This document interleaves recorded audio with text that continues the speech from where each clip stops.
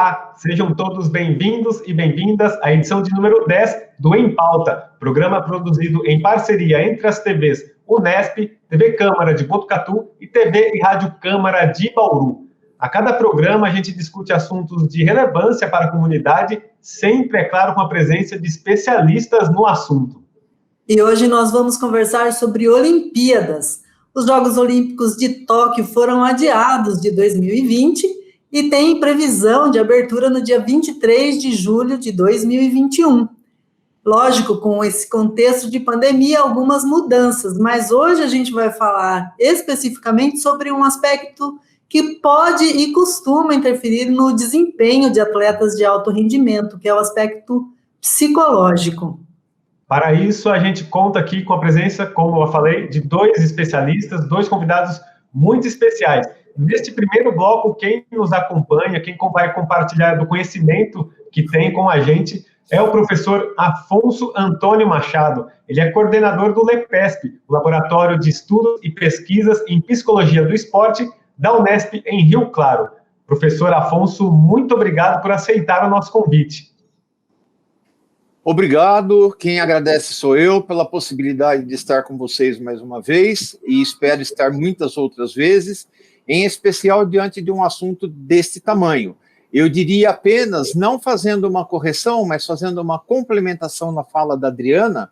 Hoje em dia, quando nós pensamos na psicologia do esporte, não é um assunto ou um tema que pode comprometer, mas com certeza é um dos temas mais importantes diante da ciência do esporte, porque sem um estado emocional equilibrado, nenhum atleta que não é uma super máquina consegue superar os obstáculos.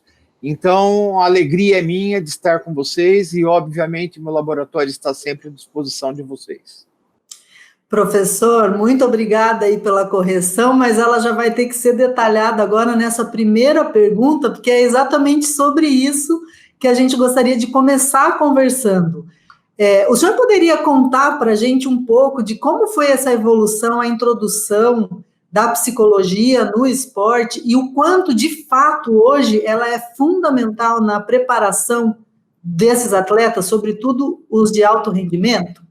Pois é, Adriana, a coisa é tão complicada. Você acredita que tudo isso começa no período da Guerra Fria, em que as duas grandes nações, né, Estados Unidos e Rússia, estou falando ainda da Rússia, né, se degladiavam por medalhas olímpicas, por medalhas esportivas. E, obviamente, que o objetivo deles nessas medalhas era dizer que aquele sistema político era o melhor.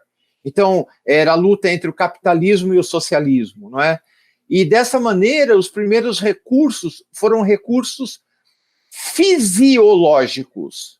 Então, os primeiros estudos da psicologia do esporte surgem em laboratórios de fisiologia, em que eram analisados, por exemplo, o sono dos atletas. Então, os atletas que dormem mais têm mais energia para consumir, e as questões motivacionais que levavam o atleta àquela prática esportiva, e mais do que a prática, né?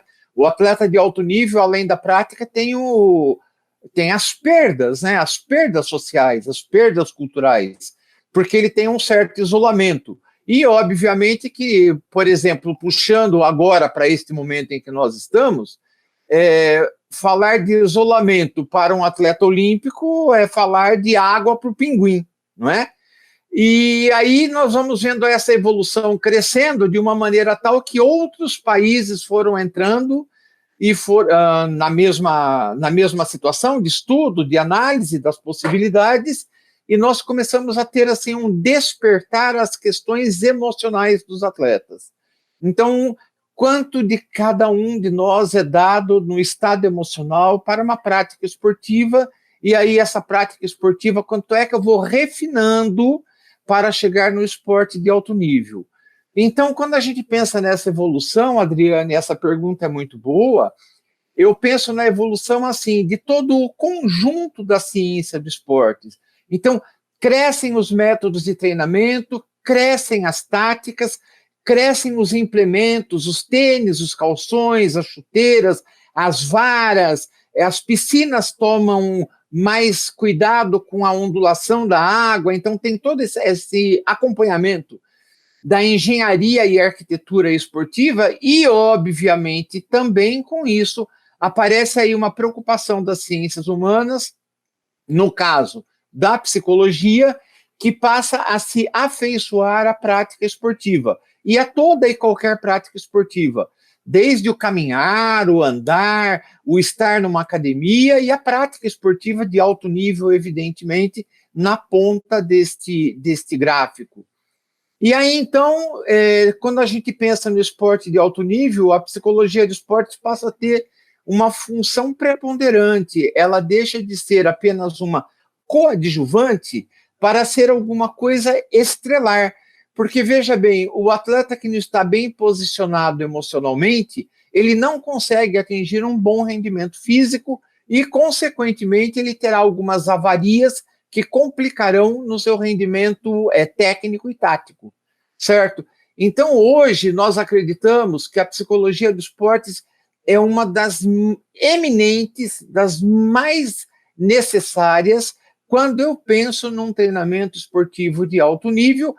E aí nós temos como exemplo os Jogos Olímpicos, né? Um campeonato mundial, um campeonato sul-americano, um pan-americano, já está no nível de grandes jogos, de grandes eventos, em que são feitas cobranças emocionais tremendamente grandes, e essas cobranças são externas e internas, não é?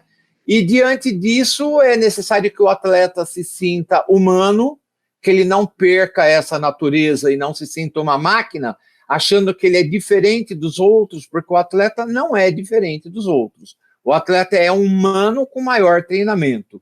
E diante desse maior treinamento, tem aí os treinos das resistências psicológicas que conferem a ele esse grau de expertise. Professor, pensando aí neste contexto de pandemia que a Adriana citou e que você também falou aí, né, que falar para um atleta de isolamento é como falar da água para o pinguim. Mas você acredita que, porque a gente sabe que em 2020 esses atletas olímpicos, eles, de alguma maneira, interferiram nos treinos dele, ao contexto da pandemia, né? Precisaram se adaptar, acho que alguns treinos deixaram de ocorrer da melhor maneira possível para a preparação do atleta. Você acredita que esse contexto mudou a questão psicológica dos atletas que estarão em Tóquio? Júlio, mudou e muito. Primeiro, quando a gente pensa no cenário esportivo, é necessário que eu tenha a compreensão que o cenário esportivo, e a gente sempre escuta isso, os atletas estão reunidos para começar a nova temporada. E esse começar a nova temporada não significa que ele vai começar a nova temporada com uma bateria de testes físicos e fisiológicos, né? As aferições dos hemogramas, dos testes de velocidade, das flexibilidades, dos testes de força. Então, isso sim é um fato. Tem outras coisas que começam neste mesmo momento, que começa junto com isso. Sim, o treinamento técnico, os gestos, os movimentos, as vivências em quadra, em pista, em piscina, enfim, na cancha esportiva da qual ele é adepto. Mas uma outra coisa tem que começar exatamente neste momento, que é a preparação psicológica. Porque a preparação psicológica, tanto quanto a preparação física e a preparação técnica, ela tem que ser compreendida como um conjunto único, certo, de informações que vão trazer o atleta para esse tal alto nível, ou para o nível em que ele está encaixado, certo? Pensando nisso, Júlio e Adriana, o que aconteceu com os Jogos Olímpicos de 2020? Houve uma preparação, houve um ciclo preparatório para que eles estivessem em 2020, naquele exato momento, pronto para a competição, para o momento olímpico, para o encontro. E isto faz com que, de uma certa forma, nós tivéssemos um ciclo, não é, que caminhava num crescente, que chegaria no momento olímpico e tivesse uma trégua para o novo ciclo que ele entrasse, certo? Então, nós chegamos no momento, no ápice do ciclo olímpico 2020, e tivemos que pegar esse vetor e empurrar um pouco para frente, ou seja, empurrar 365 dias para frente. Tudo bem? Eu não vou explicar sobre preparo físico, preparo técnico e tático, porque não é para isso que nós estamos juntos agora. Mas olha só, eu acredito que a minha informação já deu para compreender, só que eu quero trabalhar um pouco mais a questão psicológica. A questão é a seguinte: o que é que eu faço com aquela motivação que estava forte para 2020? O que eu faço com ela? O que é que eu faço com o meu estado aguerrido, que estaria pronto para 2020? Eu consigo postergar ele para 2021? O que eu faço com o meu manejo de ansiedade, que ele estava a toda para eu entrar numa quadra, numa pista, numa piscina em 2020? O que eu faço com isso? Então, veja, o que acontece é que nós tivemos uma prorrogação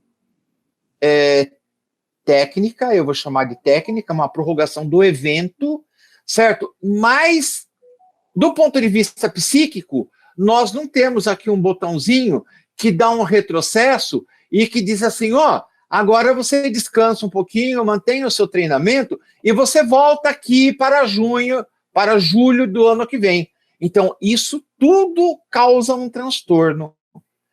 Você pergunta, houve uma alteração? Sim, houve uma alteração sensível, certo? Como eu disse anteriormente, na minha primeira fala, às vezes, o grande mal é que o atleta de alto nível, eu chamo de grande mal, mas não é grande mal nenhum, porque não mata ninguém e nem molesta ninguém, mas muitas vezes o atleta de alto nível, ele se sente um semideus, um semi-herói, um mito, e ele acha que ele não sofre dessas variações ou dessas variáveis.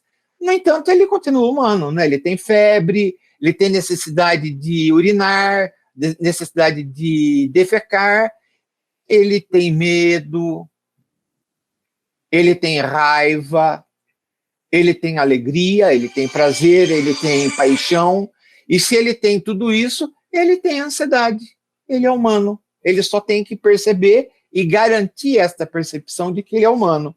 Então, diante disso, é necessário um reforço no treinamento das capacidades psicológicas para a prática esportiva, para que aquele impacto causado em 2021 não repercuta agora, em 2020, não venha a repercutir negativamente agora, certo? É claro que nós podemos pensar assim, é um novo tempo, é uma nova forma, é uma nova chance, então alguns virão mais fortes e outros virão mais fracos. É possível que pensemos isso? Sim, é possível, mas Júlio e Adriana, isso é possível em qualquer situação humana, qualquer coisa. Eu fiz um investimento financeiro em janeiro, eu me assustei com a subida do dólar, agora eu vou fazer uma reaplicação financeira. Eu estou assustado, eu carrego aquele susto até agora. Se eu for inteligente e sensivelmente humano, é claro que sim, certo? Então, o que eu preciso é ter condições de me reequilibrar psicologicamente para o embate de agora. E eu diria para vocês dois, antes que vocês me façam uma pergunta usando essa nova terminologia, não são novos tempos, não são novos tempos. Quais novos tempos? É um contínuo. É um contínuo. Nós estamos no meio da pandemia. A pandemia está distante de acabar, certo? Então, o que eu vou precisar de ter é uma robustez psicológica para o enfrentamento dela. Então, eu, atleta olímpico, vacinado, vou para os Jogos, eu vou ter que ter os mesmos cuidados, os mesmos isolamentos, as mesmas práticas de contenção, não é? Mesmo porque vai depender de que tipo de vacina eu tomei, cada vacina tem um grau de acuidade, de proteção maior. Então, tudo isso vai fazer diferença para o preparo psicológico. Eu não sei se eu fui claro, mas eu quero acreditar que eu tenha pontuado pelo menos dados que deixe claro a existência do atleta olímpico no cenário olímpico. Ele não é um mito, ele não é um semideus. Isso é coisa da antiguidade, da Grécia Antiga, não é coisa do mundo atual. E é por isso, né, professor, o senhor deixou muito claro, sim, é por isso também a pertinência de trazer a importância mesmo desse aspecto psicológico, porque ao longo desse ano, além de ter sido postergado toda essa ansiedade da disputa em si, da competição em si, houve também outros fatores emocionais, porque podem ter havido perdas familiares, o medo da doença, ou o próprio enfrentamento da doença em familiares, e isso afeta o psicológico de qualquer ser humano, sobretudo, então são dois aspectos que têm que ser vistos, tanto a preparação, como para a Olimpíada, né, como é que vai ser daqui a um ano eu ir para as pistas ou ir para as piscinas, como também como é que eu vou, neste um ano, conseguir me manter emocionalmente ou psicologicamente equilibrado, como o senhor falou, né, equilibrado. Então, Adriana, você falou uma coisa tão séria, você falou agora como uma psicóloga ou uma psicóloga do esportes. O grande problema é a gente entender, e é por isso que eu disse que não é o novo normal, é um tempo decorrente daquilo que, e veja, Adriana e Júlio, que nós não podemos nem falar que é um momento posterior ao pico da pandemia, porque cada semana nós temos um pico numa determinada região do Brasil. Vamos pensar no estado de São Paulo, nós três estamos no estado de São Paulo, cada um numa cidade. E eu acredito que nós estejamos separados equidistantemente equilibrados. Eu em Jundiaí, Adriana em Botucatu, você em Bauru, certo? Então a distância geográfica que temos, ela se aproxima. Não é? E em um momento a minha região está mais vulnerável, daí ela fica fortalecida, no outro Botucatu está mais vulnerável, daí fortalece, daí Bauru cai, e assim vai pipocando em cada região. Não é possível que o atleta olímpico esteja isento dessa leitura. Ele não está isento dessa leitura. Desculpa, o próximo exemplo ele é um pouco mais trágico, né? Eu, por exemplo, não tive perdas de familiares, espero que vocês também não. Mas eu tenho muitos amigos e muitos clientes clínicos que tiveram perdas, que estão tendo perdas. E o atleta olímpico tem que ter olhos para isso, porque a gente espera que um atleta olímpico seja, no mínimo, culto para entender a sociedade onde ele vive, não é? Porque senão vai ser um desperdício ele ser tão técnico e tão pouco culto, não é? Então, eu acredito que a natureza humana dê a esse atleta olímpico, que tem aí um ganho de amplitude espacial, que não é apenas a espacial geográfica, mas a espacial cultural, que vai conviver com japoneses, com alemães, com franceses, com irlandeses, em que cada um teve o seu enfrentamento pandêmico, de uma determinada natureza, de acordo com a cultura do seu país, e obviamente que nós também. Então nós temos que entender tudo isso para perceber que o nosso treinamento esportivo exige uma preparação psicológica num momento semelhante a esse em que estamos vivendo, para que a gente consiga superar o momento e ter o enfrentamento para o momento olímpico que está chegando. Perfeito, professor.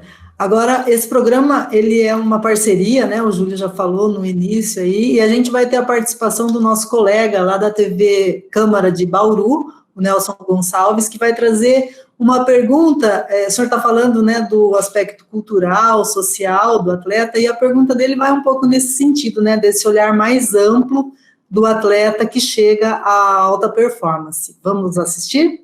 Gostaria que os convidados pudessem abastecer a gente com informações sobre a questão do desenvolvimento emocional dos atletas, tendo como exemplo, talvez, com maior ênfase, o esporte ligado ao futebol, já que o desenvolvimento emocional e de traumas de infância de boa parte desses atletas que vêm de condições sociais e vulnerabilidade social desfavoráveis podem ou não desembocar com dificuldades depois para a própria performance, isso em alto nível nas modalidades esportivas que envolvem contratos milionários. A questão da vulnerabilidade. Então, Júlio e Adriana, a pergunta é muito bem colocada e eu sou partidário, sim, de que existe essa vulnerabilidade, certo? Eu sou sabedor de que ela existe. No meu campo profissional, pensando enquanto professor da Unesp, coordenador de um laboratório, nós temos algumas pesquisas, são inúmeras, que tratou da vulnerabilidade dos atletas, inclusive Júlio e Adriana. Nós temos uma produção, uma trilogia de livros que no Brasil eles são os únicos que falam sobre a vulnerabilidade do atleta, certo? A Unesp não deu muito valor a isso, eu liguei na reitoria avisando do lançamento do livro, mas era só mais um livro, então não teve muita ênfase a isso, né? Mas agora é Jogos Olímpicos, então agora parece que a gente tem que falar da vulnerabilidade do atleta. Então agora é importante. Então é assim, existe a vulnerabilidade? Claro. O atleta que vem de uma família com menos-valia sofreu mais para chegar onde chegou? Sim. Eu tenho que lembrar que nós temos uma outra coisa. O atleta que vem de uma família com menos-valia, cujo pai investe a vida dele, pai, e a vida de toda a família para transformá-lo em atleta, não porque o pai é bonzinho, mas porque o pai quer viver nas custas daquele atleta.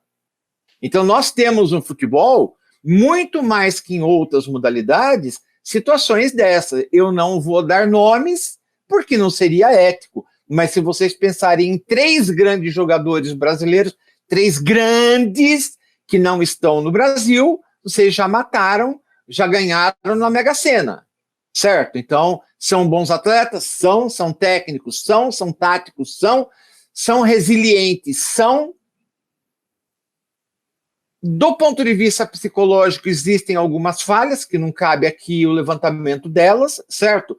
No entanto, eles têm a sua eficiência garantida, em especial quando jogam fora do Brasil, nas equipes de fora.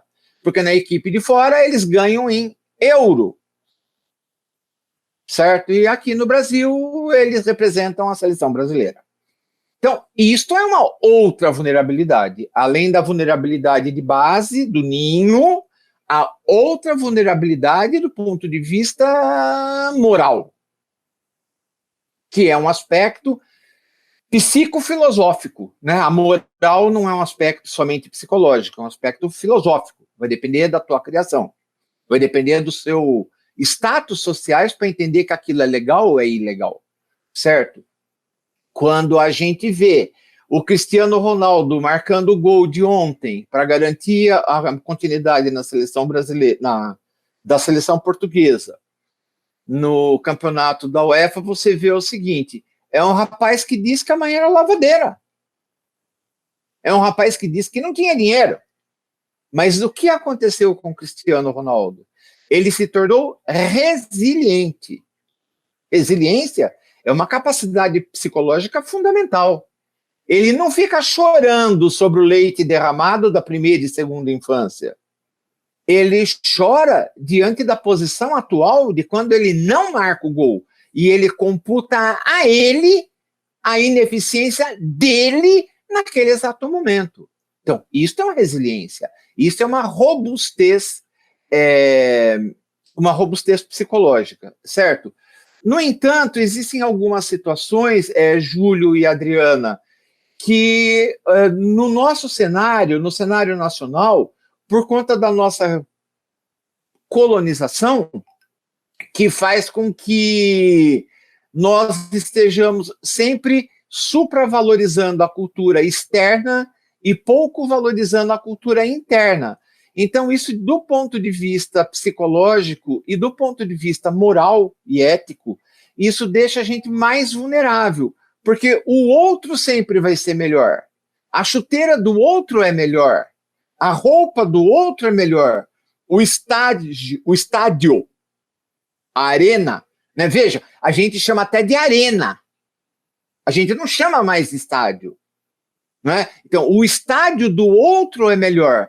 Quando as condições são semelhantes, no entanto, lá tem mais dinheiro, e a cultura deles, que é mais velha do que a nossa, garantiu aquele tipo de avanço que a nossa ainda não chegou.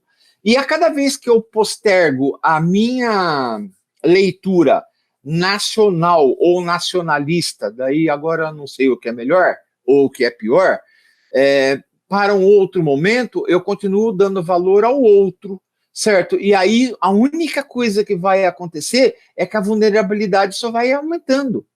Então eu pergunto para o Júlio e para a Adriana, vocês que têm contato com esse colega que fez a pergunta, maravilha, quer dizer que então, quando acabar a pandemia, o Brasil tem que acabar, né? Tem que passar um trator de esteira, matar todo mundo e começar de novo.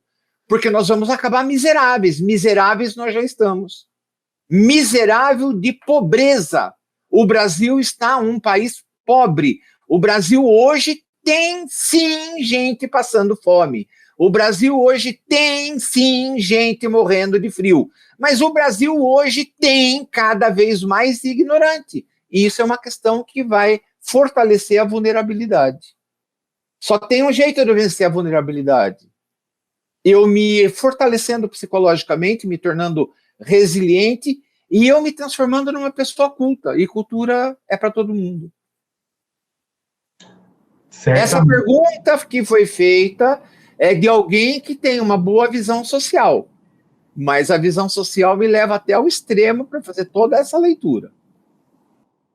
Compreendido, com certeza, professor. E por falar em pergunta externa, agora a gente vai acompanhar a participação do jornalista William Douglas. Ele é doutor pela Escola de Educação Física e Esportes da USP, em São Paulo, e ele é autor de um livro que foi recentemente lançado, que chama Brasileiros, Por que Não?, que fala sobre os migrantes na história do esporte olímpico brasileiro e o quanto eles colaboraram muito para as conquistas do Brasil. Vamos acompanhar, então, a colocação do William Douglas. No meu trabalho de doutorado, eu estudei sobre a importância dos migrantes para o esporte olímpico brasileiro. Então, nós temos, por exemplo, as duas modalidades que mais deram medalhas para o Brasil em Jogos Olímpicos, a vela e o judô.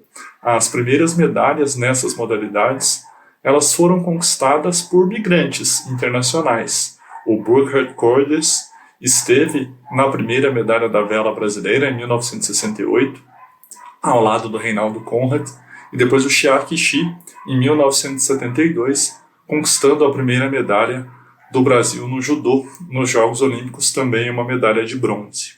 E é importante a gente analisar que o contexto da migração desses atletas, de muitos atletas para o Brasil, ele esteve muito conectado ao contexto histórico. Então nós tivemos aí uma influência da Segunda Guerra Mundial, que trouxe muitos migrantes para o Brasil, e alguns deles viraram atletas. A própria migração do Chiaki Ishii, mesmo sendo já nos anos 60, ela está ligada aí a um contexto de imigração de asiáticos para o Brasil, e depois, já nos anos 2000, a gente tem um movimento também aí de filhos de brasileiros que nasceram no exterior e representaram o Brasil dentro dos Jogos Olímpicos. Então é algo importante também, porque a participação olímpica ela é um marco de identidade muito forte. Quando o atleta ele se apossa desses símbolos como a bandeira, as cores, o hino nacional, isso cria uma marca de conexão identitária muito forte. E essa conexão identitária ela é uma das marcas principais dos Jogos Olímpicos, né? Até o professor McCallum, que é dos Estados Unidos, estuda muito sobre isso também, e ele fala sobre essas diferentes dimensões. Os Jogos Olímpicos eles são uma competição que tem esse caráter universalista, que reúne todo mundo, mas tem também essas dimensões de representação nacional, que é muito forte, sem deixar de lado, é claro, o principal produtor do espetáculo, o principal ator, que é a dimensão individual, a dimensão do atleta. A gente agradece, então, a participação do William Douglas. E, professor, o William tocou em questões importantes, né, desses migrantes que trazem bagagens culturais diferentes, identidades diferentes. Como que fica tudo isso na cabeça de uma pessoa assim que vai para outro país, não necessariamente Brasil, mas tem migrantes em outras delegações também? Como que fica tudo isso no preparo dele, essas questões culturais também, esses conflitos, enfim, o que dá para a gente falar sobre esse tema? Júlio e Adriana, se vocês tiverem contato com o professor, eu gostaria que vocês, por gentileza, passassem o meu contato para ele, porque nós também temos um livro chamado Os Expatriados do Esporte, que nós estudamos os dois movimentos, o movimento de entrada e o movimento de saída, porque o que tem de atleta brasileiro fora, se a gente for mapear o conjunto de atletas portugueses, mesmo os naturalizados portugueses, nós vamos encontrar uma coisa assim de 40% a 48% de brasileiros que se naturalizaram, certo? E, obviamente, que a mesma incidência que nós sofremos quando nós recebemos de lá para cá, nós estamos exercendo fora daqui, tá bem? Então, mas eu vou responder a tua pergunta, Júlio. Novamente, Júlio e Adriana, eu não queria ser ousado, mas eu queria dizer para vocês que possivelmente vocês estejam falando com o preparador psicológico da equipe de artes marciais dos Emirados Árabes. Vocês estão vendo aí na telinha de vocês? Possivelmente vocês estejam falando com ele. Nós estamos terminando acertos. Por que dos Emirados Árabes? Porque o técnico de artes marciais dos Emirados Árabes é ex-aluno da Unesp. Então, veja, eu estou dando exemplo e eu estou respondendo para vocês as perguntas, né? Existe uma interferência total, maciça. Por quê? Porque, em primeiro lugar, mesmo que eu não queira, vai ter um choque cultural, não é? Vocês dois, Júlio e Adriana, são eminentemente novinhos para se lembrar do exemplo que eu vou dar, novinhos em idade, para o exemplo que eu vou dar para vocês. Mas o nosso grande atleta do São Paulo Futebol Clube, o Raí, quando foi para a França, ele teve um início caótico. Ele passou assim quase um ano sendo um zero, sendo um ninguém, ao ponto de perder as unhas dos pés, certo? E aí o grande problema era, se ele no Brasil corria, se ele no Brasil voava, se ele no Brasil era um excelente jogador, por que ele não está rendendo na França? Bom, a primeira grande descoberta, a chuteira que o Raí usava, que era uma chuteira nacional brasileira, não cabia para o clima da França.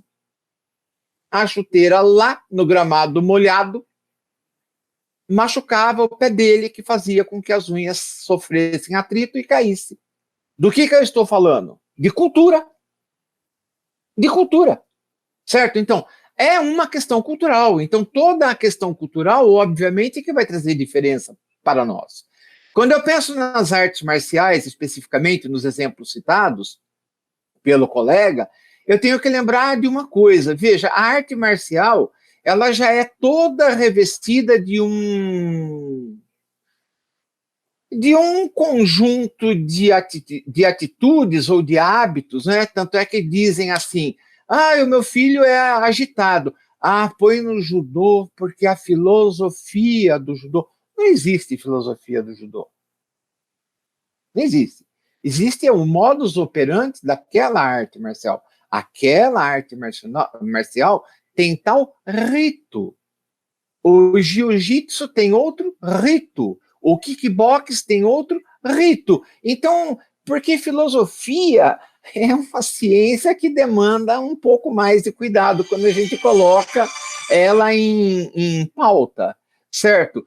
E aí, quando a gente pensa nisso, nós estamos novamente falando em questões culturais, certo?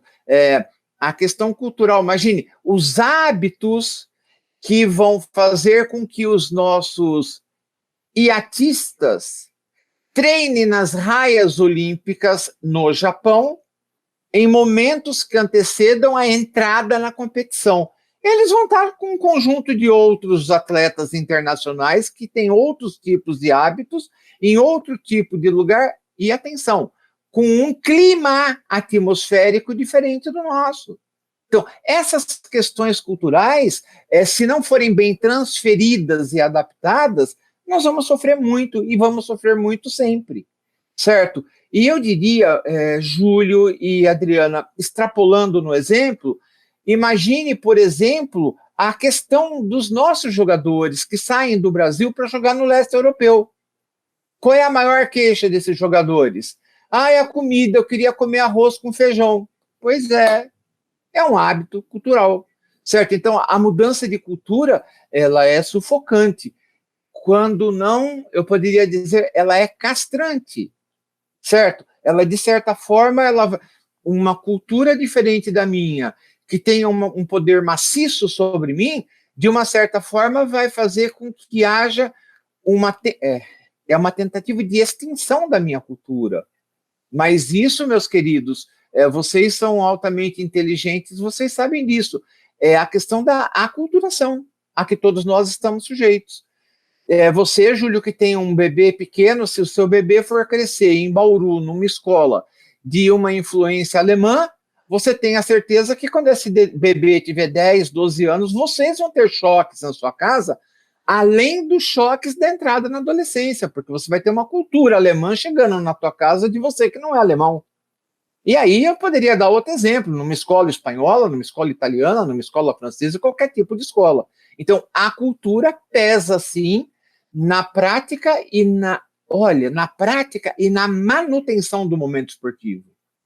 E é lógico que no momento olímpico, que a gente diz que é um momento de... Desculpa a risada e a ironia, que a gente diz que é um momento de confraternização. Sim, a confraternização, desde que eu seja o primeiro e o outro seja o último. Desde que eu tenha um pódio de um lugar só e que aquele lugar seja o meu. Esse é o momento olímpico de confraternização. Então, isso é um traço cultural.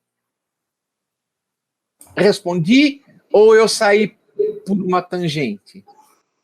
Respondeu, professor. Respondeu e já até sinalizou para a próxima pergunta aqui que a gente tinha planejado, que tem a ver com essa questão das nacionalidades, das culturas ou do nacionalismo, né? Também não vamos entrar no mérito de que termo é o mais apropriado, mas que tem a ver também com a representação nacional.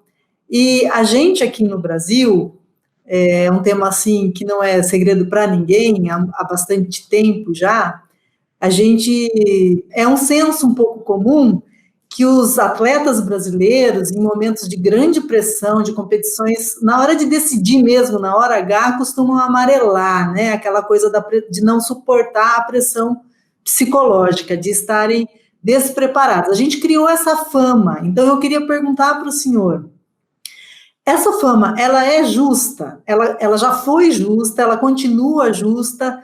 E como é que um atleta pode ter uma robustez emocional para lidar com essa fama, com a pressão que existe, porque todo mundo quer ganhar, o senhor acabou de falar aí, né? Está defendendo o seu país e também quer fazer bonito, e também com o advento da internet, que aproxima tanto crítica, cancelamento, cobranças, aumenta ainda mais a pressão nos tempos atuais, né? Eu queria que o senhor fizesse um mix aí nessa resposta, por favor.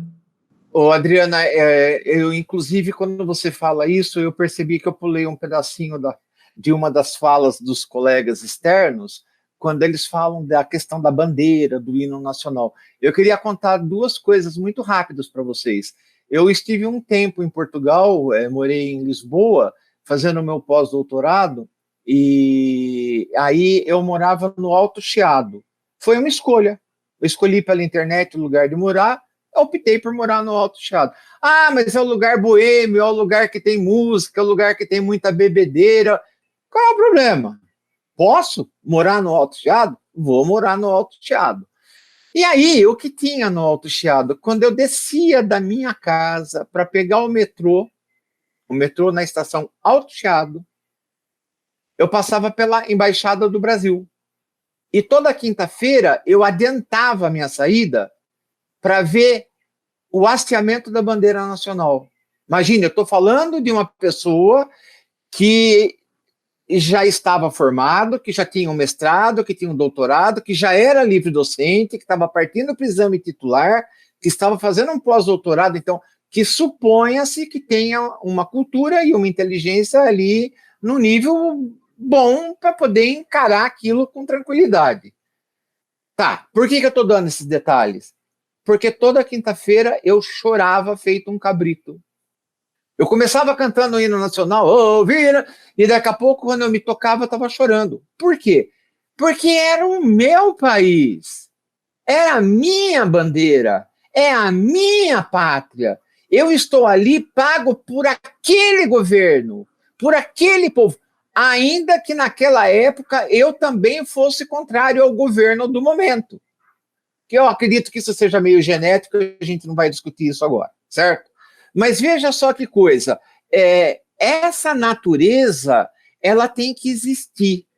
Mas agora esse exemplo só vai fazer sentido se eu der o segundo exemplo. Eu tive uma professora na faculdade de filosofia, eu fiz filosofia na Unicamp, e eu me lembro que a gente tinha lá, nos horários de almoço, nos intervalos, a gente tinha curso livre de francês, curso livre de alemão, e eu me enfiei em tudo quanto era curso livre, né? E um belo dia, no meio da aula, não sei por que motivo, saiu a coisa assim, quem faz línguas no horário de almoço? Daí eu levantei a mão, nós éramos em 12, somente eu e uma outra pessoa levantamos a mão. Daí começaram, os Caxias, os não sei o quê. Ela olhou e disse assim, então, eu gostaria de acreditar que o Afonso e o Dimas estejam fazendo isso, porque quando eles estiverem numa carreira universitária e eles saírem do Brasil, eles possam falar com os interlocutores deles na língua deles. E isso vai dar a eles, olha a palavra, autonomia. Então, hoje, quando eu vou dar uma palestra, quando eu vou para a Bélgica ou quando eu vou para a França, eu falo em francês.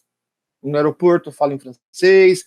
Quando eu chego na Alemanha, eu falo em alemão, porque eu aprendi, porque eu estudo até hoje, senão eu perco a língua. E essa é uma questão identitária que eu faço mostrar lá fora que eu sou brasileiro, mas não sou burro. Que eu sou brasileiro, que o meu país pode estar no terceiro mundo da economia, mas do ponto de vista cultural e intelectual, nós somos produtivos e de ponta. Eu faço uma força incrível para falar isso, e eu faço força para que os meus alunos entendam que tem que ser assim. Porque senão eu vou continuar com a síndrome do cachorro vira-lata. Agora eu estou respondendo a tua pergunta. A síndrome do cachorro vira-lata é assim, o que você joga? Basquete. Mas o melhor do basquete é os Estados Unidos e Cuba, e o time da Itália. E o que você joga? Eu jogo voleibol. Voleibol que nós somos campeão de tudo. Perdemos ontem para a Rússia, que não significa nada. Vamos ver o que vamos fazer agora para encarar a medalha na final. Mas, eu jogo vôlei. Mas a Rússia é boa. Quer dizer, nem naquilo que nós somos bons nós nos apoderamos. Então, isso é uma fragilidade, certo? É uma fragilidade comportamental, que obviamente é um retrato da minha mente, né? Porque o meu comportamento espelha a minha mente, e isso demanda uma melhora dessa tal robustez. Como melhorar a robustez psicológica, robustez mental? Melhorando a minha autoestima. Melhorando a minha autoestima. Certo? Então, eu tenho que melhorar a minha autoestima. Eu tenho, por exemplo, se vocês me chamassem para uma entrevista, geralmente eu peço um roteiro anterior para ver se eu estou por dentro, se eu posso fugir de alguma coisa. E aí, às vezes, eu venho para o desafio. Eu prefiro o desafio porque eu acho que no desafio eu me saio melhor. Porque eu tenho que criar as estratégias à medida que a pergunta aparece. Certo? Mas não é só por isso. É porque é nesse momento que eu desafio a minha robustez. É nesse momento que eu verifico se a minha resistência psicológica e se a minha resiliência está acurada para que eu tenha uma vida boa no meu grupo social, no grupo do qual eu sou membro, que eu sou parte, que eu sou líder, enfim, mas do grupo externo que não seja apenas o grupo da entrevista, certo? E mais do que isso, para que eu tenha palavras que caibam desde para o mais alto literata, para o mais alto intelectual, até o coitadinho do gari que está varrendo a rua aqui embaixo do meu prédio e está escutando a minha entrevista. Ele tem que entender o que eu estou falando. Porque se eu tiver somente uma conversa na língua psicologês, não vai prestar para ninguém.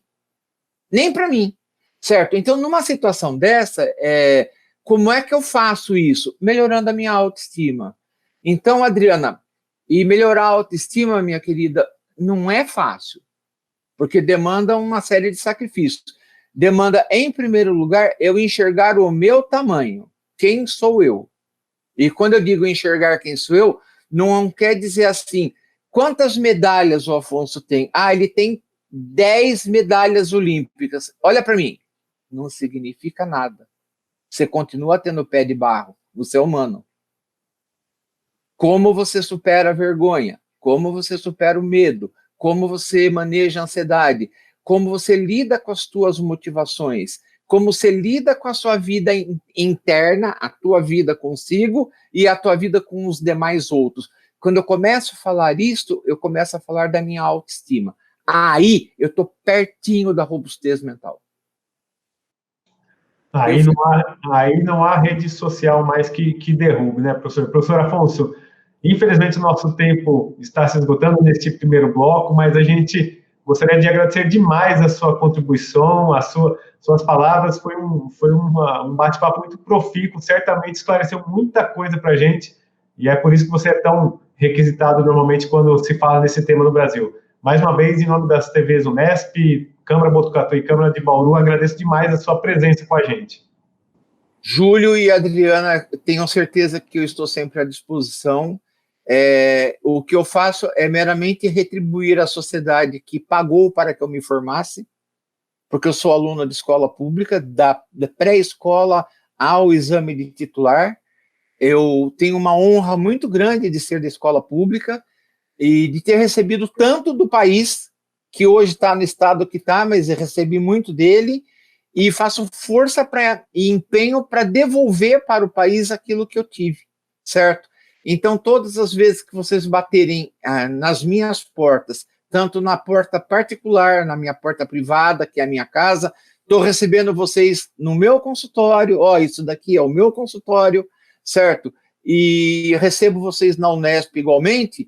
Eu recebo com muita boa vontade, com a vontade de partilhar o pouco que eu tenho, mas que seja grande junto com o pouco que vocês me dão, e aí a gente forma um monte grande, e isso é muito bom. E que tenhamos um bom desempenho nos Jogos Olímpicos. Eu não quero bom desempenho que a gente traga todas as medalhas, isso é impossível, isso faz parte, inclusive, né, da nossa autocrítica, mas que nós tenhamos um desempenho suficiente para que os nossos atletas saiam de lá cada vez mais humanos e menos fragilizados. Muito obrigado pela possibilidade de passar esta manhã com vocês. A gente que agradece, viu, professor? E a gente está na torcida também, claro. A gente vai ficando por aqui agora nesse primeiro bloco. E na volta, que vai ser rapidinho, vamos trazer um bate-papo com uma campeã olímpica. A Malrin Maggi conversa conosco e vai falar um pouquinho também dessa preparação psicológica, dessa rotina, da robustez emocional que o professor Afonso trouxe com tanta ênfase aqui para a gente no primeiro bloco. A gente já volta, não sai daí, tá bom?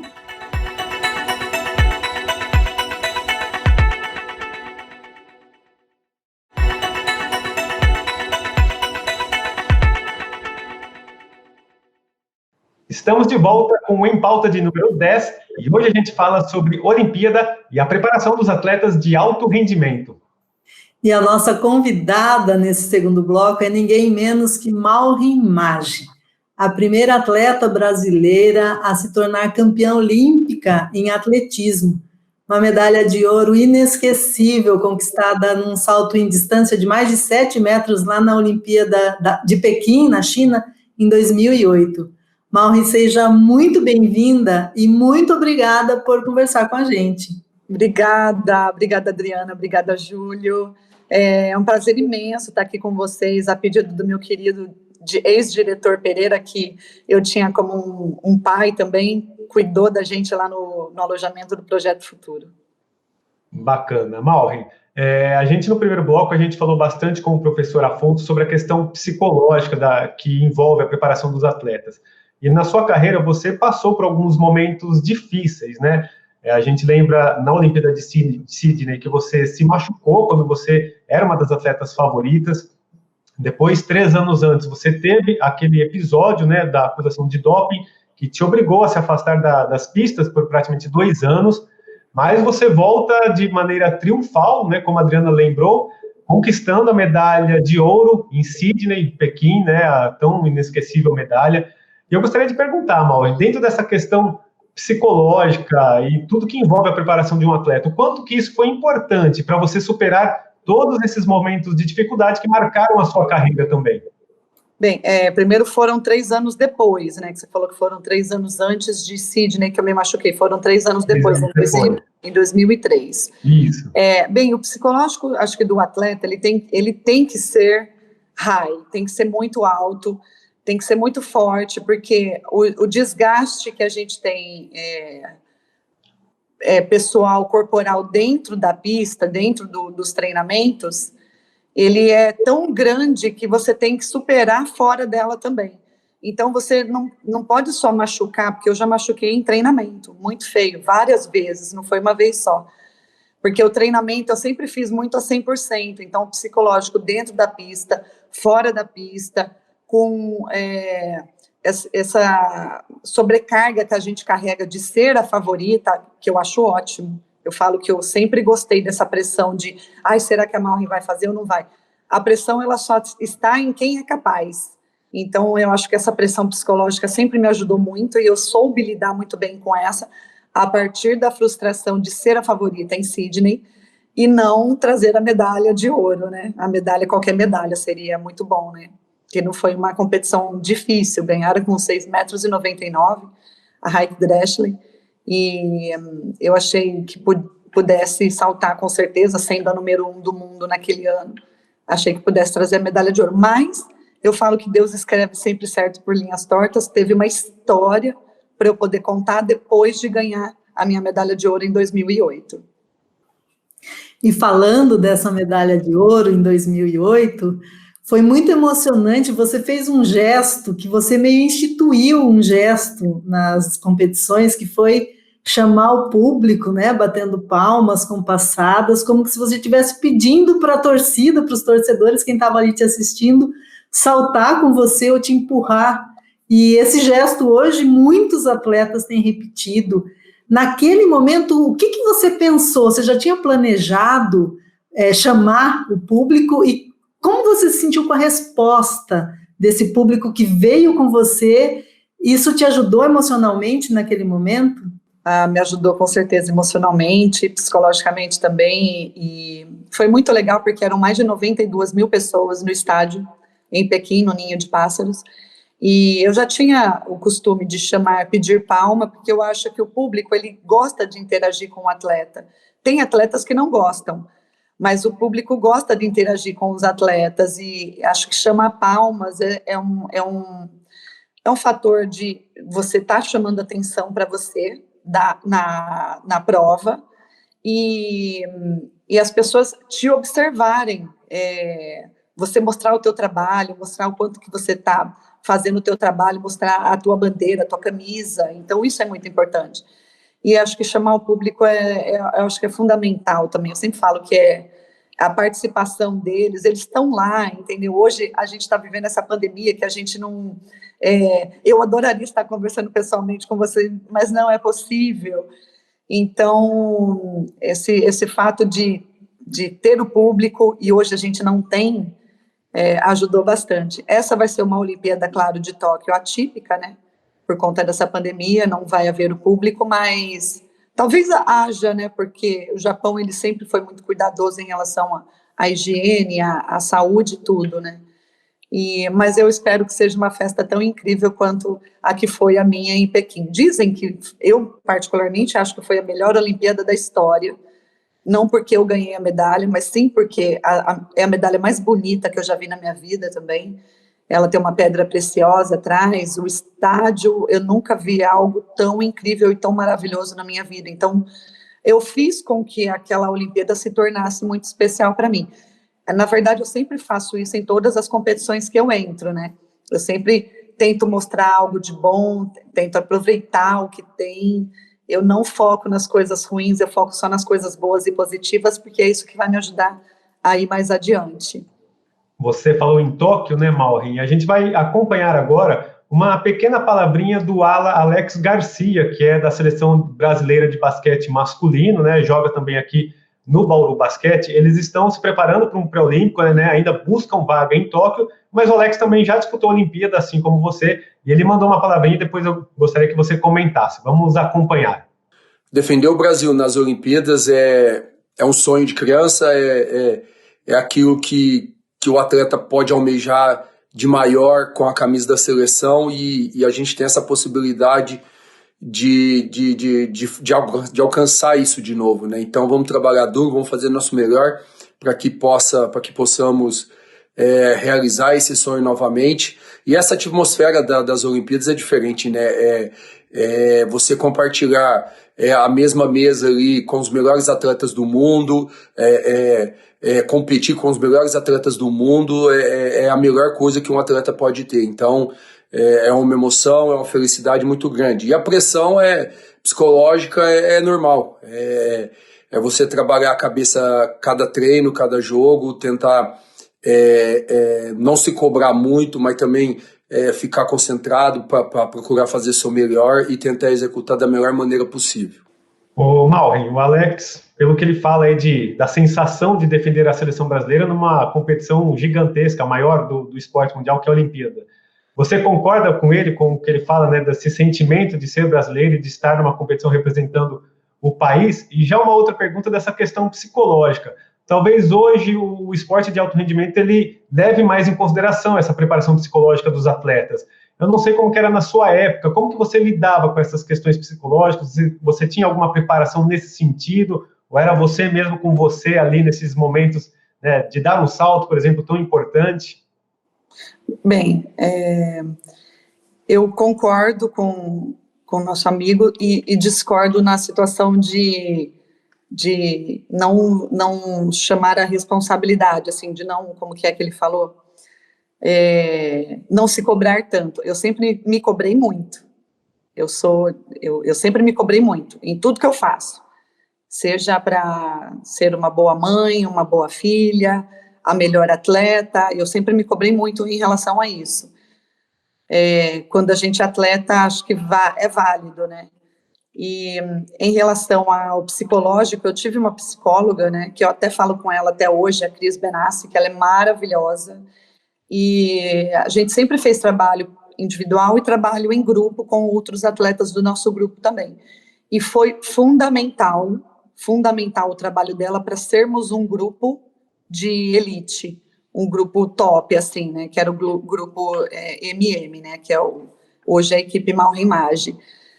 E o trabalho psicológico é fundamental, o atleta que acha que vai conseguir sem um trabalho psicológico, ele tem que ser muito genioso, assim, né, mas eu sempre tive a ajuda da minha psicóloga, de psicólogos, assim, no caso que depois foram trocados os psicólogos que ela foi embora da cidade, mas até hoje eu falo com ela, com a Cris, falo, Cris, me ajuda, preciso saber de um negócio assim, aí eu converso com ela um pouco, aí ela tá aí, ó, você sabe já a resposta.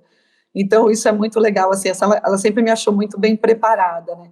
Pelo fato de eu me cobrar muito, eu sempre me achei muito preparada também para resolver muitas situações na minha vida. E o fato da gente vestir a camisa é um peso muito grande, né? Vestir a camisa do Brasil é um peso muito grande, mas é muito bom. Eu sinto muita falta disso. E na sua questão em Pequim tinha o fato de você estar longe da sua filha, né, Malrin? Que na época acho que tinha 3 anos, algo assim. É mais uma questão psicológica que se você não tivesse trabalhado bem ali, ia ser complicado para você, né? É que como eu sempre, me vejo em primeiro lugar. Então, eu tenho que estar em primeiro lugar para eu fazer bem para as pessoas que vão estar depois de mim. A minha filha sempre veio depois. Então, o fato de eu estar também bem preparada. Eu lembro que eu fiquei 1 mês em Madrid, me preparando, longe da minha filha, ela tinha 3 anos de idade mesmo, viu, Júlio? E fiquei 1 mês longe dela e depois a gente foi 1 mês antes para Macau. Eu só fui para o Brasil para trocar, só vim para o Brasil para trocar de mala, porque eu estava sem a mala da seleção e viajar junto com a seleção. Aí, Sofia, passei um dia com ela, só um dia, troquei a mala, ela foi comigo com os meus pais também para o aeroporto, e viajei para Macau, e 15 dias antes de competir, eu não falava mais com ninguém, nem com a minha família, nem com a Sofia, eu estava bem focada, eu sabia que a possibilidade de trazer medalha era muito grande, mas eu não queria qualquer medalha, então eu fiz o foco dentro de mim que eu queria medalha de ouro. Não serviria a prata, não serviria o bronze, e passava tudo que eu passei na minha cabeça, na minha vida, né, passava na minha cabeça. Foi eu ficar fora da primeira Olimpíada de 96, ser favorita na de 2000 e machucar dentro da competição, ficar fora da Olimpíada de 2004 por causa do doping, ficar afastada. E aí, em 2008, eu falei assim, agora não tem jeito, agora eu só havia perdido uma competição no ano de 2008, que foi o Mundial, em fevereiro, março, para Portuguesa, Naide Gomes. E teve até uma provocaçãozinha dela lá, que ela falou que era para me acostumar, porque na Olimpíada ia ser igual. Eu falei, meu Deus, ela está falando isso para a pessoa errada. Então, esse tipo de provocação serve para algumas meninas, para mim serve de combustível. Para algumas meninas, outras pessoas, destrói a competição delas. Para mim, não, me fortalece. E aí o meu técnico e a minha técnica, a Nélia e a Tânia, eles sempre gostaram disso daí em mim, de responder sem palavras nenhuma. Ela nunca ouviu da minha boca, tá vendo o que você falou? Lembra o que você falou? Nunca ouviu da minha boca, mas a resposta veio dentro da pista, com a medalha de ouro. Nesse sentido, esse tipo de comportamento seu, você vendo de fora agora, você disse que sente saudade, né? Mas você vendo de fora, você acha que hoje com a internet, essa comunicação o tempo todo, tá todo mundo com o celular na mão, isso pode desfocar um pouco o atleta e ele precisa tomar mais cuidado ainda com o emocional, porque as críticas também chegam muito mais rapidamente, né? Você às vezes não está muito bem e já chega ali uma mensagem, um WhatsApp, ou vê uma postagem, uma tweetada. Você acha que isso pode prejudicar? Pode prejudicar quem se permitir. Como eu falei para vocês, 15 dias antes eu não atendi a imprensa, eu não atendi a minha família sabia que eu estava bem, a Sofia estava em casa com os meus pais, então eu estava tranquila.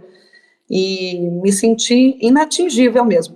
Mesmo dentro da Vila Olímpica, você não sabe quem são seus amigos, as pessoas param, tiram foto, elas tiram tua energia também, eu acredito muito nisso.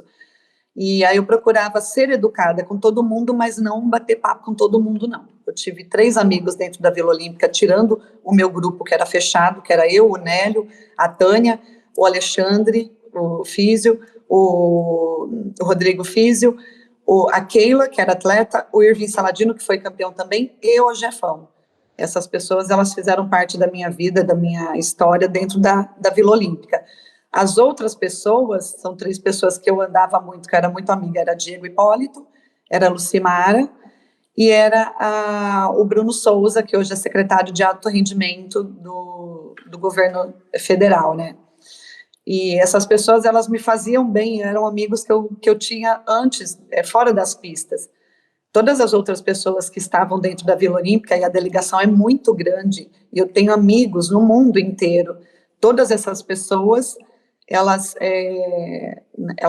eu não queria que nada me atingisse, então eu falava o trivial, o suficiente, e voltava para a minha concentração.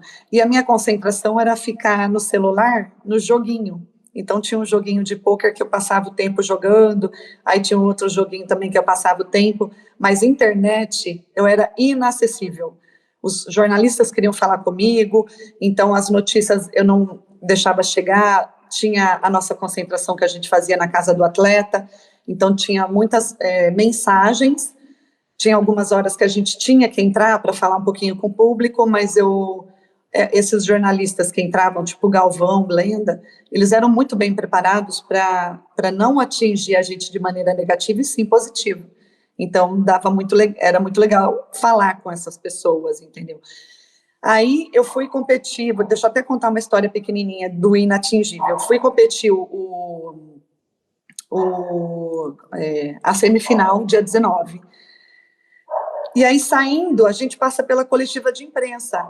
Aí, na coletiva de imprensa que a gente passou, um jornalista colombiano, que era conhecido meu, Julio, ele perguntou para mim se eu não estava muito velha, aos 32 anos, para estar ali numa final e brigar por uma medalha.